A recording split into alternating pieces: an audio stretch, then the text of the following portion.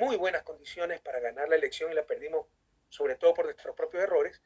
Hoy esas condiciones son mucho mejor en cuanto a las condiciones políticas y en cuanto a las cuestiones organizativas, que ya tenemos un partido político nuestro, que en estos últimos meses, en que ya ha sido nuestro, lo hemos podido estructurar de mucho mejor manera comparado a lo que teníamos en el 2021, cuando era un partido prestado.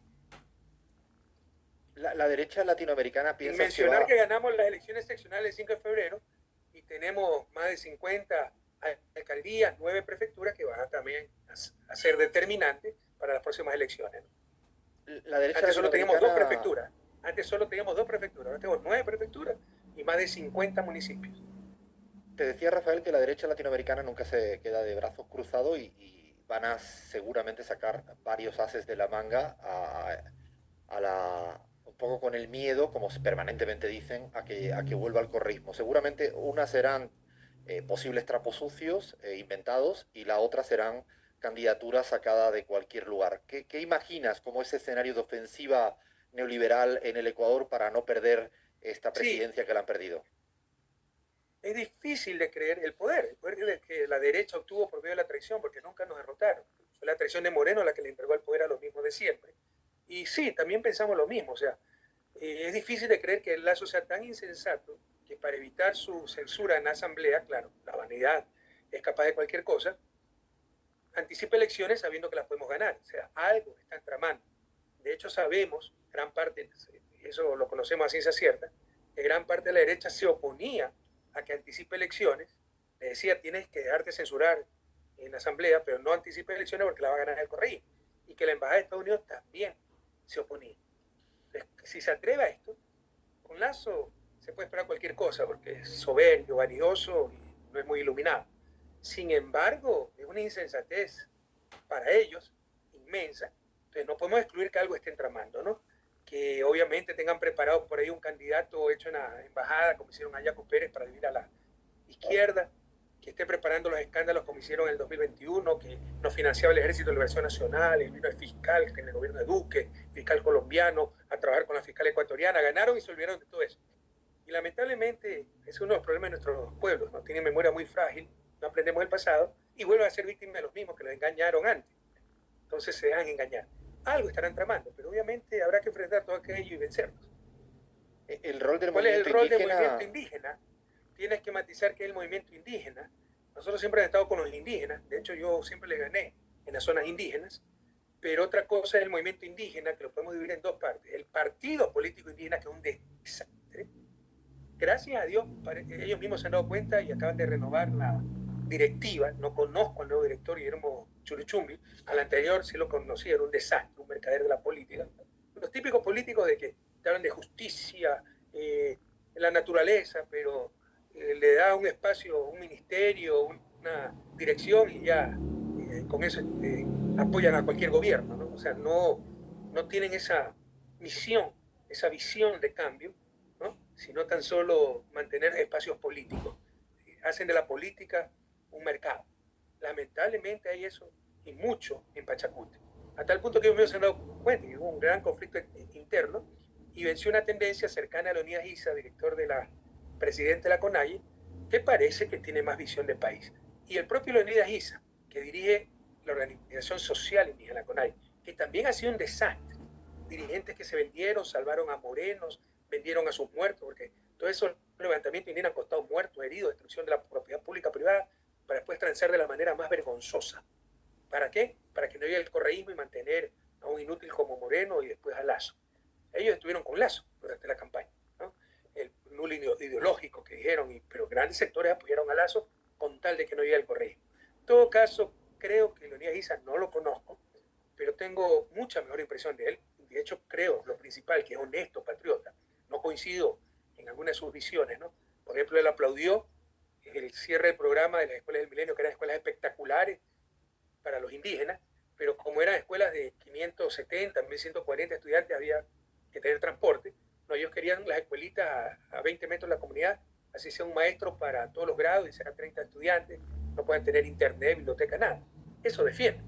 O el no extractivismo, es decir, no petróleo, no minería, cerramos todas las posibilidades de desarrollo y quebramos como país, ¿no? Allende decía, el cobre es el pan de Chile. Dile a Evo Morales, pues suspender el gas, el litio en Bolivia, pues es una locura. O sea, deben ser sensatos. Lo que deben pedir es que eso quede para el desarrollo local. El petróleo está en Amazonía, zona de alta población indígena. Que quede para el desarrollo amazónico, para el desarrollo indígena, y todos vamos a estar de acuerdo. Al menos yo voy a estar totalmente de acuerdo. Pero que pidan cosas sensatas. Entonces, en esas cosas no coincido.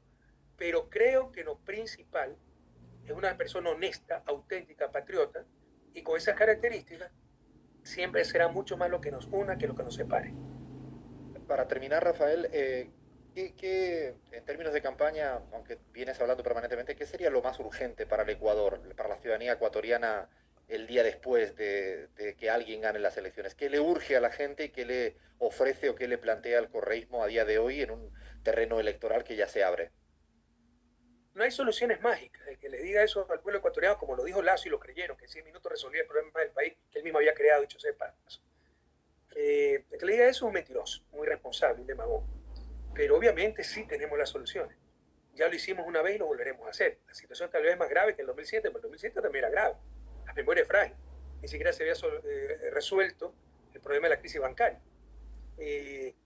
Teníamos insuficiencia de energía eléctrica. Tuve apagones hasta el 2010, apagones de 10, 12 horas. ¿Sabe? El impacto en seguridad, en competitividad, etcétera, ¿no? Entonces, ya lo hicimos una vez, lo volveremos a hacer, pero no hay soluciones mágicas. Tomará tiempo, tomará esfuerzo, pero juntos lo podemos lograr.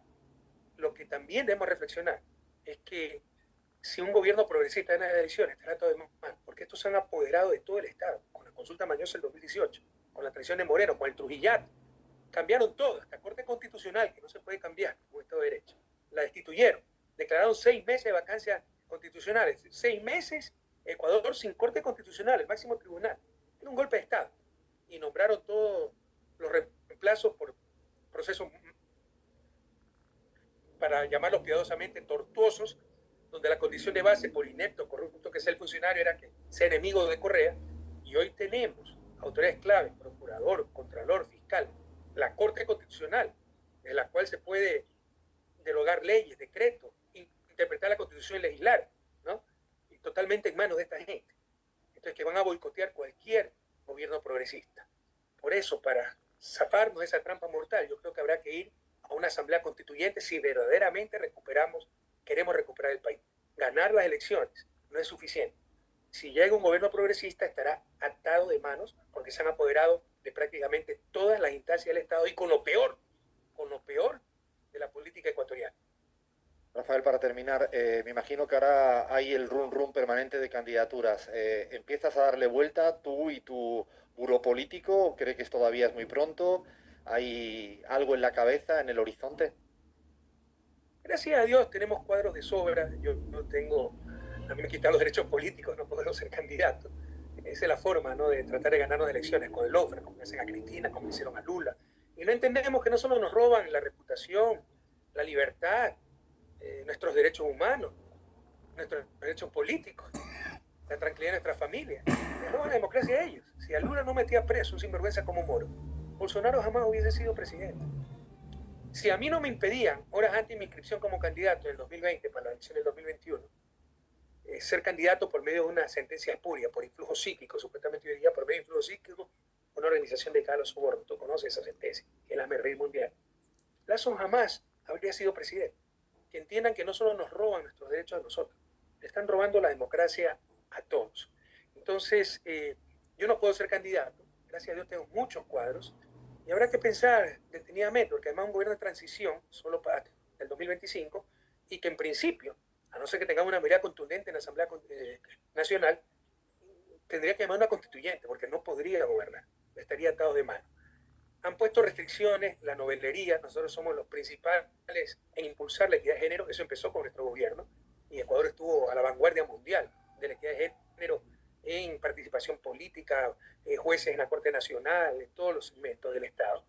Sin embargo, ya esta gente exageró. Hace poco hizo una reforma que el próximo binomio debe ser mixto, hombre-mujer. Tú puedes poner equidad de género en elecciones pluripersonales, si son 30 asambleístas, 15 principales, 15 suplentes, mitad hombre, mitad mujer. Pero en elecciones unipersonales como alcaldes, que también pusieron restricciones ahí, es ya restringir la libertad de elección.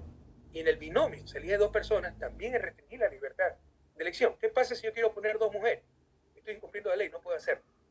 Son las tonterías, las novelerías, ¿no? La gente improvisada o el voluntarismo muchas veces incompetente, que hace frecuentemente más daño que la propia corrupción y la propia mala fe.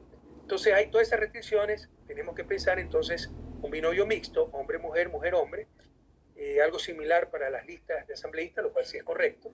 Pero bueno, todavía tenemos que esperar unos días para ver cómo se decanta la situación, porque como te decía, el decreto de Lazo es inconstitucional, está mintiendo, la causal que invoca no es verdadera, y puede ser que lo derogue la Corte Constitucional, en cuyo caso no hay anticipación de elecciones, que para nosotros es el mejor de los mundos, pero no es constitucional, y se tendría que continuar con el juicio político en la Asamblea. Y Lazo casi seguramente, además después de la bestialidad que ha hecho de disolver la Asamblea, casi con seguridad será censurado, será destituido.